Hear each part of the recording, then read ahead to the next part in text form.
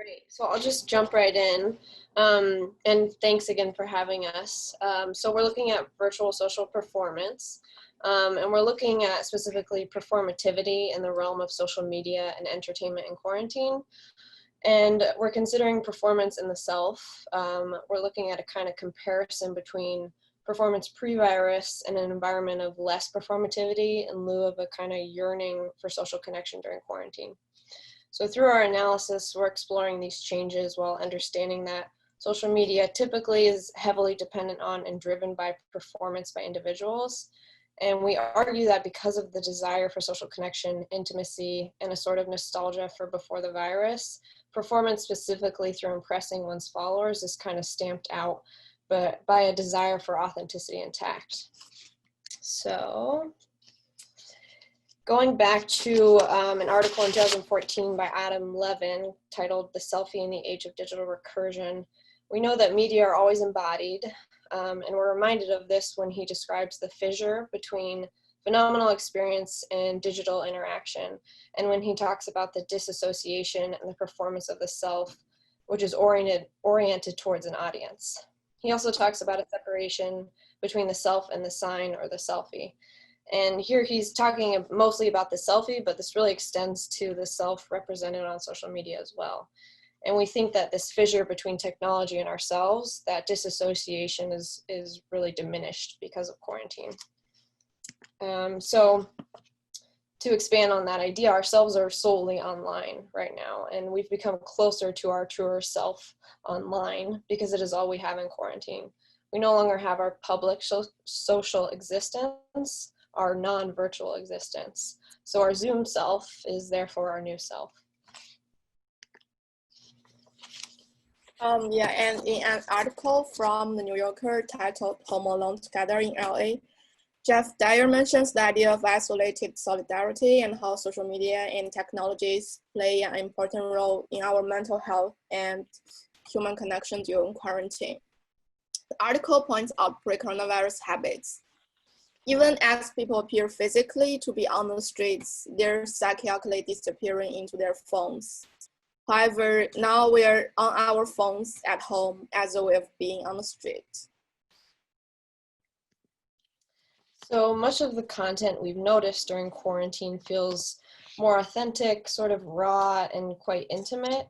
And a lot of the content we saw pre-virus, especially from social media influencers, like the two individuals shown here at the top and on the left side, they included a lot of images of luxury and travel, hyper-leisure, things that we've all come to expect, designer outfits, tropical vacations, glamorized social lives. We think that that performance, in the sense of a sort of flaunting, is less accepted in this current environment because there's a new level of appropriateness that has to be met. And we as social media users and online entertainment consumers, we're craving something entirely different, something based on genuine human interaction and connection, although virtual. Oops. So the images listed here on this slide, they're from various social media accounts in quarantine. They reflect some of these changes. These posts from celebrities and influencers reflect a pressure the pandemic has had on their lifestyles, a certain kind of pressure. Considering that side of social media, many influencers, essentially multi-billion-dollar revenue streams from the top brands, suddenly dried up in the matter of days. So instead of posting a picture of their travel-ready, designer-clad outfit from, say, a gondola ride in Venice, celebrities and influencers are posting selfies in masks and their new at-home workout outfits that likely won't touch a gym floor mat for another several quarantined months. Another significant change within the Instagram platform is that usage of the live stories feature jumped significantly, just 70% in March alone, with celebrity Q&A sessions, live concerts, and just young people bored on their summer breaks, not able to escape to friends or social events. But this jump overall, according to Business Insider, is due to a desire to share the mundane details of daily life that we would usually share during in-person conversations, a result of our desire for that interaction and connection.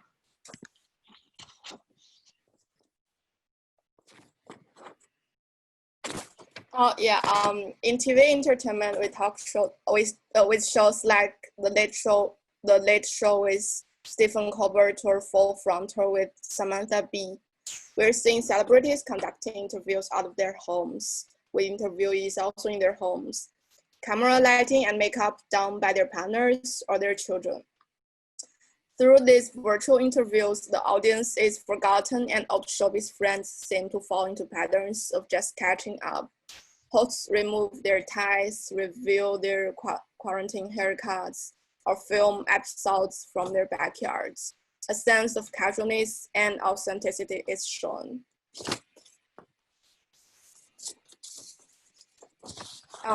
Yeah, Elena, can you help to move to the next slide? Oh, sorry. Yeah.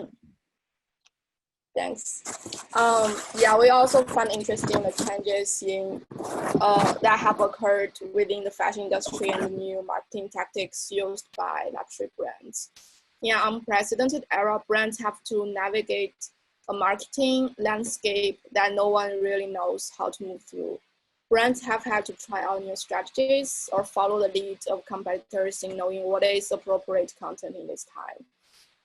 Many have turned to posting pictures from archives to tap into nostalgia of the world we used to live in. Some, like Dior or Ralph Lauren, have posted pictures and videos of simple and calming nature scenes, like ocean waves or the Patagonian landscape. Others, like the French fashion label Jacquemus, have shared artworks that related to the quarantine reality. At least for the first few weeks of the pandemic, many brands shifted away from posting product images. Some brands eventually started posting or reposting images that customers took wearing products that the brand might not have been able to photograph in the studio before quarantine procedures mandated everyone stay home. And in cases where this shift to a casualness and consciousness didn't occur and unofficial social policing seemed to take place. In those instances where celebrities posted Instagram stories from their large countryside estates, complaining about being stuck at home, or in the case of the American business magnate David Geffen, who posted a picture of quarantining from his yacht, received severe backlash. This kind of content used to be relatively harmless, but the new situation requires a certain degree of awareness and respect.